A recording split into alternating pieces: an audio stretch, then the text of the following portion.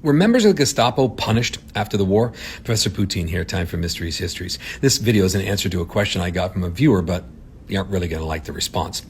Following World War II, the Allies did set up the Nuremberg war crimes trials to punish the top Nazis, Kaltenbrunner, Keitel, Hess, Goering, etc., and they had the Auschwitz doctors trial and the Auschwitz guards trial.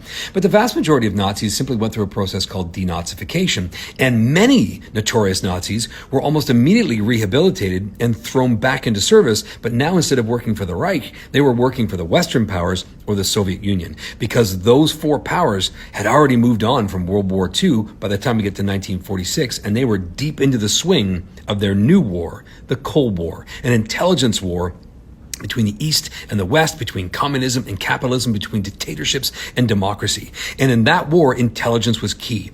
And the Allies, very cynically, used whatever tools they could find from Nazi Germany in this new war. A great example of that is the Americans in Operation Paperclip. The Americans gathered up all the Nazi rocket scientists who had built the V-1 and the V-2 rockets at Peenemünde in Belgium, using slave labor, by the way.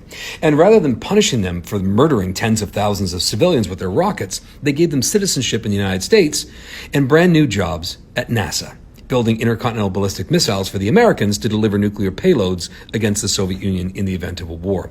Even notorious members of the Gestapo, like Klaus Barbie, the butcher of Lyon, was hired in 1946 by the CIA. They knew who he was, and he was a rabid anti-communist, so they utilized his talents from 1946 through 1949, hunting down communists in Western Europe, and when they didn't need him anymore, they facilitated his escape to Bolivia, where he spent the next several decades until he was tracked down by Nazi hunters and brought back to Germany for trial.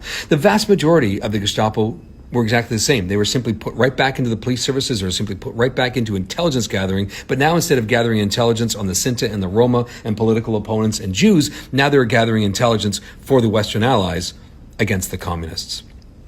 It's a cynical way of looking at the world, but a lot of us, we would look at this and go, well, if they did bad things, they should get punished.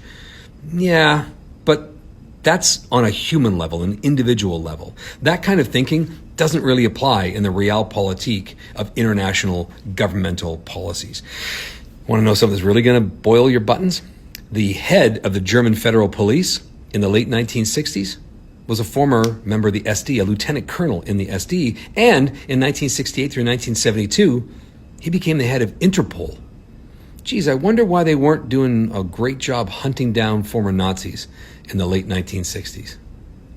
Consider yourself updated.